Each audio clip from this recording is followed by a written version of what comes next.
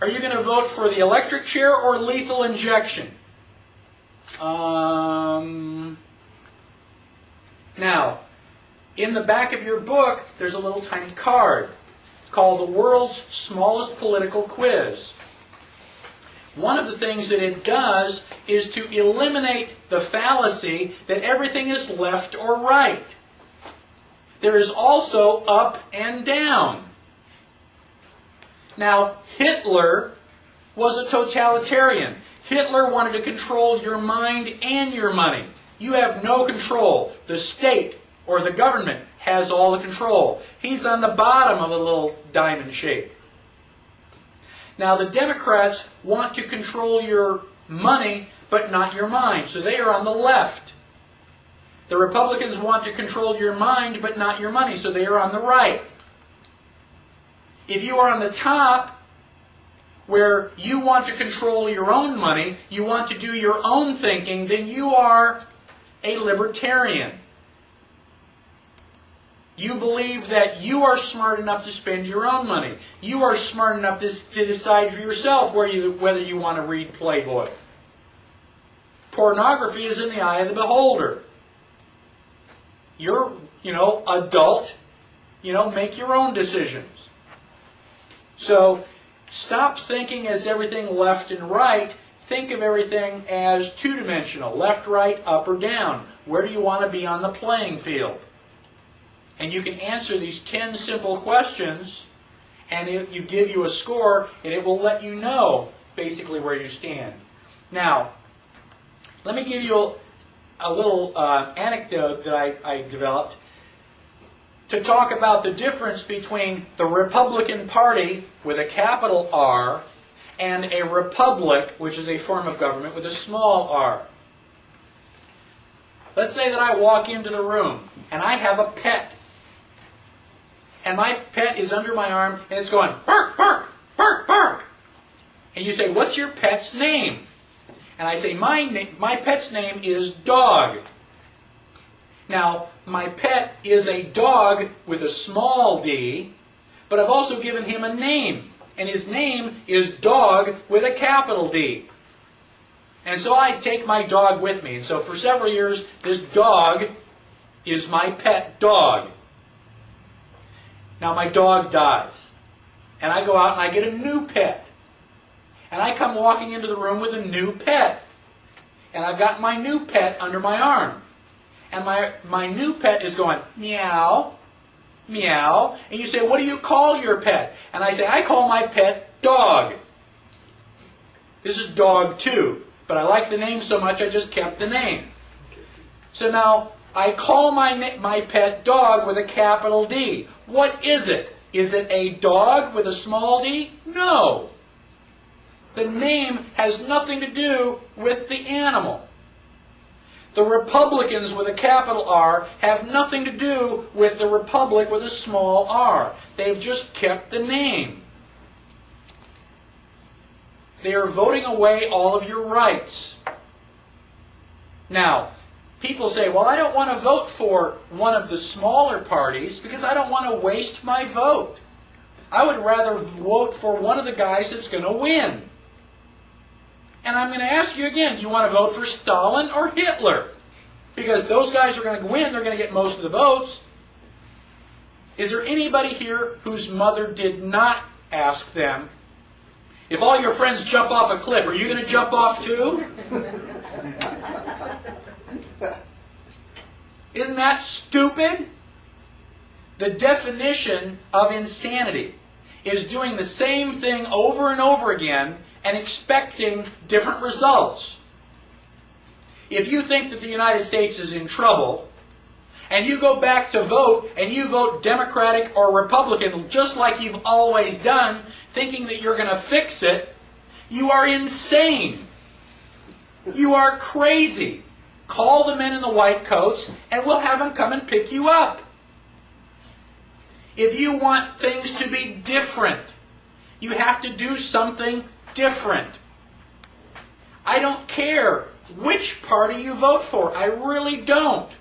Just don't vote Democratic and don't vote Republican. Vote for anybody else. If you vote Democrat or Republican and 98% of the total goes to them, they go, well, things are the same.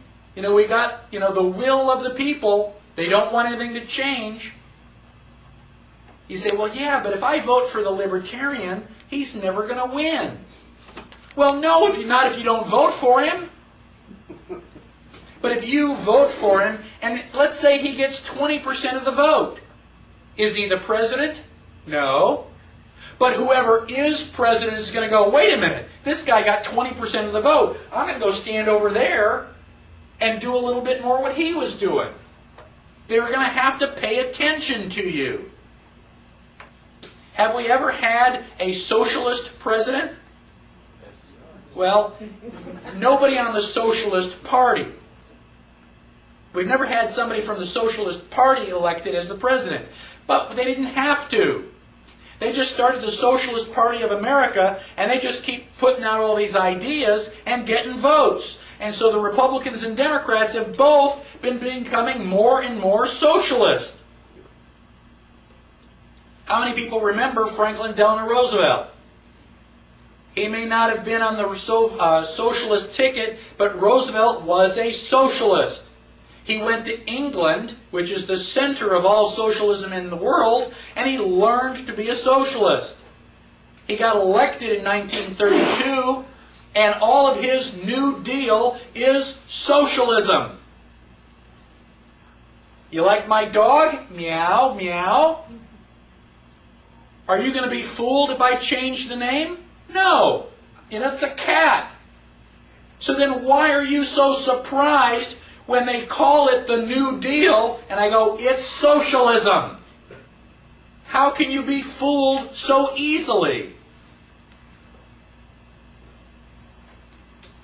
Any questions on the different forms of government or the different political parties? Now, on page 11, there are different implementations of those different forms of government. If I have a totalitarian government, it is a monarchy by definition. Fascism is a form of dictatorship. Fascism is a government system led by a dictator or a monarch having complete power, forcibly suppressing opposition and criticism. Forcibly suppressing opposition. Does that sound like freedom of speech is alive and well under fascism?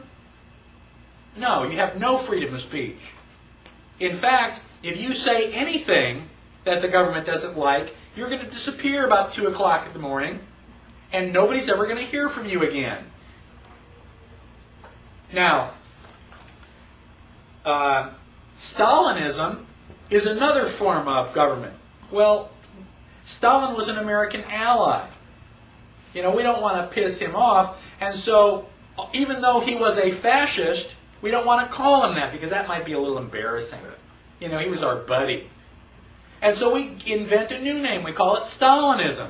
Well, the dictionary correctly defines it as an ideology characterized especially by the extreme suppression of dissident political or ideological views. What does extreme suppression mean? That's pretty well suppressed. Stalin is guilty of killing 25 to 35 million of his own people. Now, I don't condone what Hitler did, but at least he was going, well, it's those guys. Hitler was trying to kill all the other guys. Stalin was killing our guys. And he killed 6 times as many. Why is Hitler the worst guy in history? How come it's not Stalin? Well, he's going to be our buddy. We always saw him sitting on the boat with, FDR. And Winston Churchill. He was one of the big 3. Well, that must mean that, Stalin's a good guy because they're all alike, right? Well, I agree that they're all alike.